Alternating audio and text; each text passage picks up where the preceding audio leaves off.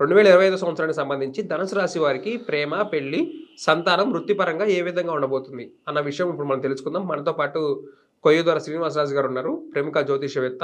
ఆయన అడిగి తెలుసుకుందాం. గురువుగారు నమస్కారం అండి. ఓం నమ శివాయ. నమస్కారం స్వామి.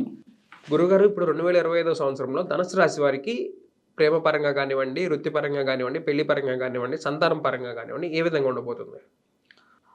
ఓం నమ శివాయ. పరబ్రహ్మ పరమాత్మ నమ. జగత్తుత్పత్తి ఫలయ బ్రహ్మ హరియరాయ త్రిగుణాత్మే సర్వగౌతిగమి దశ దత్తాత్రేయ నమసంతిని సిద్ధి కురు కురు కురు కురు కురు స్వహ.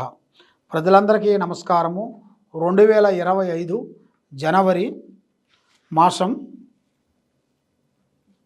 ఈ రాశి వాళ్ళకి మేనుగా స్థితిగతులు ఎలా ఉన్నాయి, నక్షత్ర గడియలు ఎలా ఉన్నాయి అనేది మనం ఇప్పుడు చెప్పబోతున్నాము.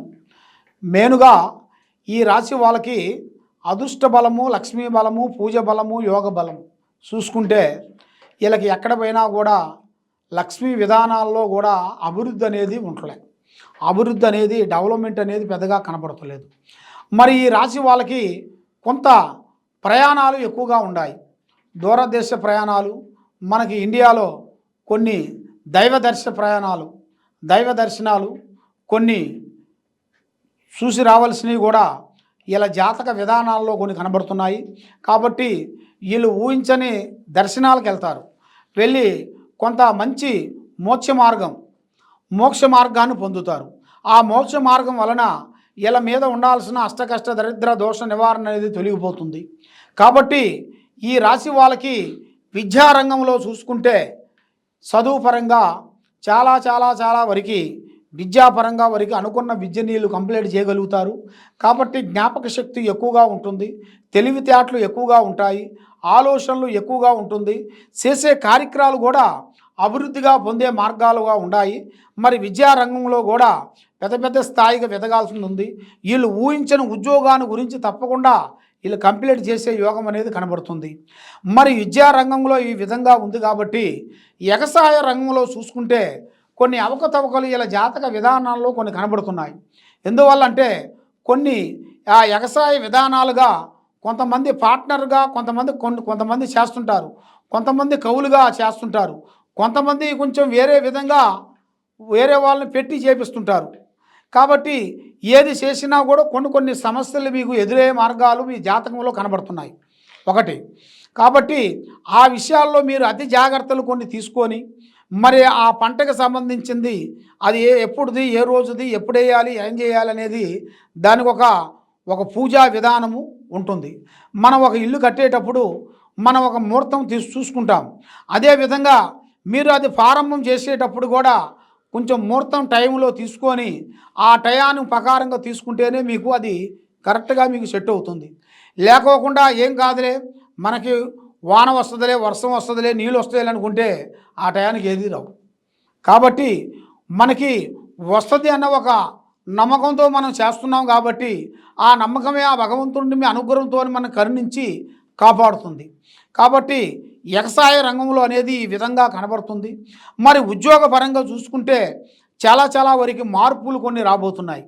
మార్పులు అంటే చేంజెస్ కానీ, కొన్ని డెవలప్మెంట్ కానీ వచ్చే యోగం కూడా అతి యోగంలో కూడా ఎక్కువగా కనబడుతుంది. మరి దాంతోపాటు రియల్ ఎస్టేట్ కానీ, గవర్నమెంట్ డిపార్ట్మెంట్లో కానీ కొన్ని మార్పులు, కొన్ని ప్రమోషన్లు మీ జాతక యోగంలో కూడా కొన్ని రాబోతున్నాయి. దాంట్లో కూడా మీకు అన్ని శుభాలే ఉన్నాయి, అశుభాలు అనేది ఏం లేవు మీకు. కాబట్టి శుభాల వల్ల మీకు జయప్రదం అవుతుంది. కాబట్టి స్త్రీ నుంచి మీకు అదృష్ట యోగం అనేది కలిసి వస్తుంది. ఒక స్త్రీ వల్ల మీకు దిశ తిరిగే యోగం కూడా మీ జాతకంలో కనబడుతుంది.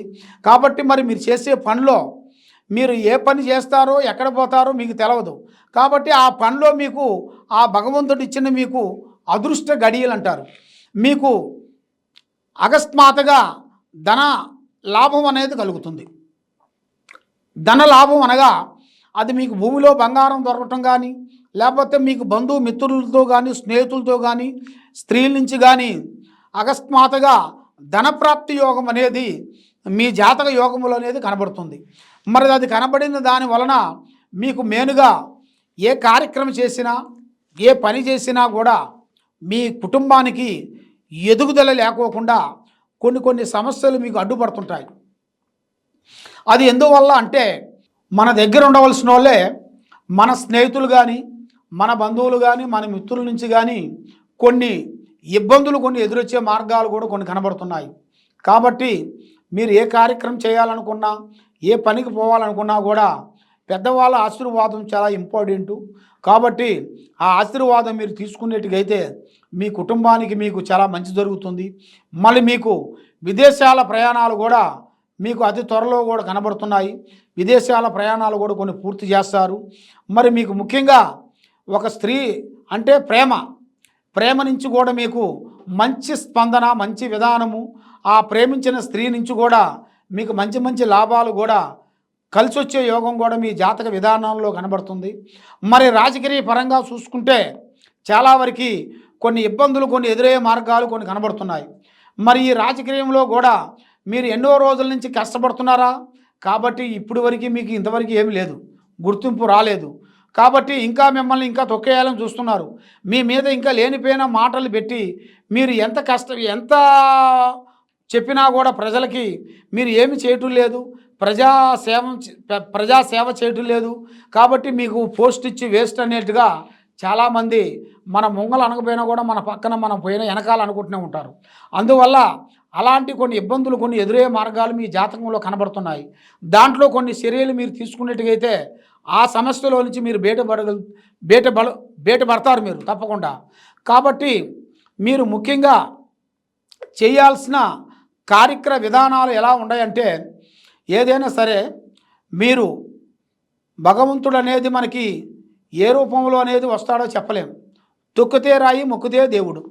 కాబట్టి నమ్మకంతోనే ఏదైనా అవుతుంది. మనం ఏ పని చేసినా, ఏ కార్యక్రమం చేసినా కూడా శ్రద్ధ పెట్టి మనం చేయాలి. కాబట్టి ఆ పట్టుదల, ఆ కసి, ఆ పట్టుదల, ఆ ఇంట్రెస్ట్ అనేది మనం చూపిస్తేనే మనకి ఏ పనైనా కూడా మనం సాధించగలుగుతాం.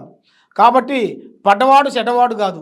కాబట్టి ఏ పని చేసినా కూడా కష్టంతోనే ప్రతిఫలం దొరుకుతుంది. కాబట్టి ఆ ప్రతిఫలం మనకు దొరకాలంటే కష్టే ఫలే అన్నాడు. కాబట్టి ఆ కష్టంతోనే మీకు ఏ కార్యక్రమం అయినా కానీ, ఏ పని కానీ, ఏ బిజినెస్ కానీ తప్పకుండా అభివృద్ధి వచ్చే మార్గాలు మీకు అతి దగ్గరలో కనబడుతున్నాయి. మీరు ఎక్కడెక్కడో పోయి జ్యోతిష్యం చెప్పించుకొని నిరాశ చెంది ఉన్నారా? తప్పకుండా ఈ కింద ఉండాల్సిన నెంబర్కి మాకు సంప్రదించినట్టుగైతే మీ పేరుని బట్టి, మీ నక్షత్రాన్ని బట్టి, మీ స్థితిగతులను బట్టి మీకు ఏం జరుగుతుంది, ఏం జరగబోతుందని, మీ కుటుంబానికి ఎవరు ఏం ప్రయోగం చేశారు, ఏ చేతబడి జరిగింది, ఏ గ్రహాలు మిమ్మల్ని ఘోషిస్తున్నాయి అనేది, మరి మీరు ఏ పూజ చేయాలి, ఏ పూజ చేయకూడదనేది ఆ అమ్మవారు పూజా విధానంలో చూసి మేము చెప్పగలుగుతాము. ఏ డౌట్ ఉన్నా కూడా మమ్మల్ని సంప్రదించండి. సర్వో జనా సుఖినో భవంతు. ఓం నమః శివాయ నమః. ఓకే, చూసారు కదండి 2025కి సంబంధించి ధనుసు రాశి వారికి ఏ విధంగా ఉందో. మొత్తం కూడా బాగానే ఉంది, కాకపోతే కొన్ని విమర్శలు వచ్చే ఛాన్స్ అయితే ఉంది. వాటి నుంచి తప్పించుకోవాలంటే కొన్ని దోష పరిహారాలు చేసుకోవాల్సి ఉంటుంది. మీకు కనుక అలాంటి దోష పరిహారాలు ఏమైనా అనిపిస్తుంటే పర్సనల్గా గురువు గారికి కాల్ చేసి మాట్లాడి మీ సమస్యలన్నింటి కూడా సాల్వ్ చేసుకోవచ్చు అనమాట. ఇందులో ఎటువంటి ఇబ్బంది అయితే ఏముండదు, మీకు కూడా అవన్నీ కూడా క్లియర్ అయిపోతాయి. Thank you for watching.